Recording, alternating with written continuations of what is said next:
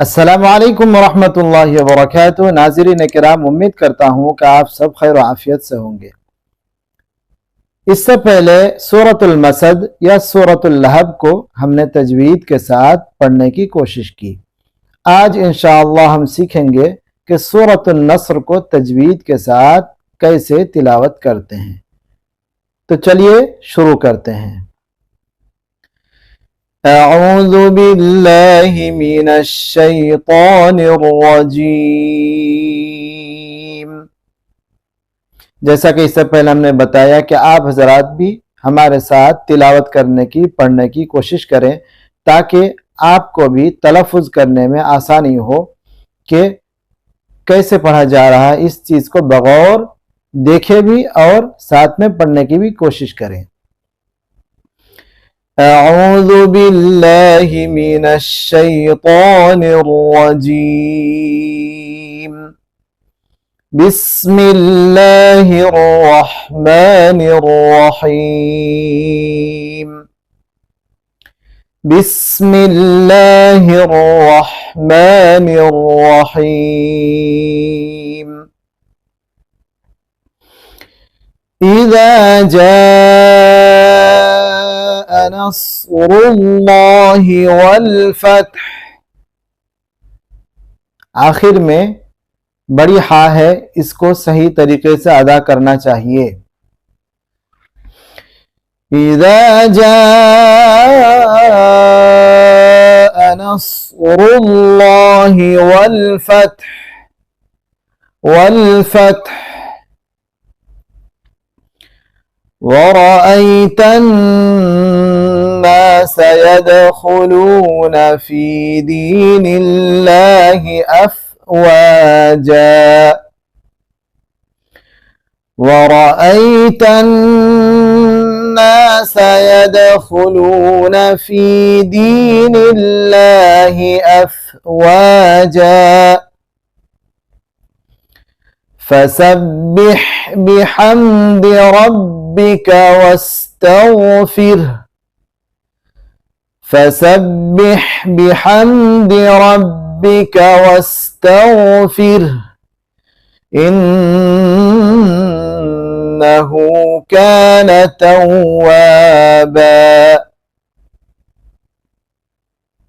ایک مرتبہ اور سن لے، اس کے بعد ہم یہاں کون کون سے قاعدے ہیں اسے بیان کرنے کی کوشش کریں گے تاکہ آپ کو ساتھ میں قاعدہ بھی یاد ہو جائے۔ بسم اللہ الرحمن الرحیم۔ اذا جاء نصر اللہ والفتح وَرَأَيْتَ النَّاسَ يَدْخُلُونَ فِي دِينِ اللَّهِ أَفْوَاجًا۔ فَسَبِّحْ بِحَمْدِ رَبِّكَ وَاسْتَغْفِرْهُ إِنَّهُ كَانَ تَوَّابًا۔ جی ناظرین کرام، اب ہم یہاں دیکھتے ہیں کہ یہاں کون کون سا قاعدہ ہے، تو چلیے دیکھیں۔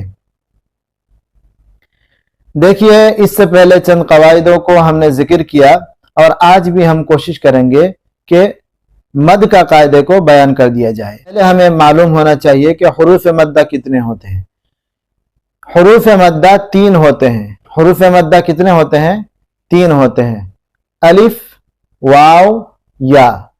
جی، تو الف سے پہلے اگر زبر ہو تو الف مدہ ہوتا ہے، واو سے پہلے پیش ہو تو واو مدہ ہوتا ہے، یا سے پہلے زیر ہو تو یا مدہ ہوتا ہے۔ اب اس مد کا مقدار صرف ایک الف ہوگا، جیسے آ، او، ای، سمجھ رہے ہیں نا؟ ایک الف۔ اب دیکھنا یہ ہے کہ حروف مدہ کے بعد اگر حمزہ آئے، حروف مدہ کے بعد اگر حمزہ آئے تو اب یہاں مد کی کئی قسمیں ہوتی ہیں، مد متصل اور مد منفصل۔ اگر حروف مدہ کے بعد اسی کلمے میں، اسی ورڈ میں हमजा आए तो उसको कहेंगे मद्द मुत्तसिल, यानी मिला हुआ मद। और अगर हुरूफ मद्दा के बाद हमजा दूसरे कलिमे में आए तो उसको कहेंगे हम मद्द मुनफसिल, उसको कहेंगे हम मद्द मुनफसिल। अगर हुरूफ मद्दा के बाद सुकून या तशदीद आए तो उसको कहते हैं मद्द लाजिम। तो मद्द लाजिम को हम बाद में बयान करेंगे। अब हम देखते हैं कि इस सूरत में कौन सा मद आया है। चलिए देखते हैं। इज़ा जाअ में हुरूफ मद्दा के बाद, हुरूफ मद्दा यहाँ क्या है? अलिफ है। अलिफ के बाद हमजा आया है, और हमजा कौन से कलिमा में आया है? उसी कलिमा में आया है। जाअ एक कलिमा है, एक वर्ड है, और उसी वर्ड के आखिर में हमजा है। तो यहाँ हुरूफ मद्दा के बाद हमजा उसी कलिमे में आया है, इसीलिए इसको क्या कहेंगे? मद्दे मुत्तसिल। इसको क्या कहेंगे? मद्दे मुत्तसिल। इसी तरह लफ्ज अल्लाह का कायदा आया है कि लफ्ज अल्लाह के लाम से पहले अगर क्या हो, पेश हो, तो लफ्ज अल्लाह का लाम पूर होगा। जैसे रुल्लाह यहाँ है, इज़ा जाअ नस्रुल्लाह, नस्रुल्लाह, यहाँ अल्लाह का लाम क्या होगा? पूर होगा। आगे आते हैं, वरअयतन नास, यहाँ नून मुशद्दद हर हाल में गुन्ना होगा। ठीक है, चुनांचे हमें पता चला ये जो पिछले कायदे गुजर गए उनमें से चंद यहाँ बयान किए और आज कुछ नए कायदे बयान किए। तो उम्मीद करता हूँ कि आप हजरात को ये वीडियो अच्छी लगी। अगर ये वीडियो अच्छी लगी तो जरूर दोस्तों अहबाब को शेयर करें ताकि उनको भी तजवीद के साथ कुरान करीम पढ़ने में मदद हो जाए। तो इंशाअल्लाह मिलते हैं अगले सूरत के साथ।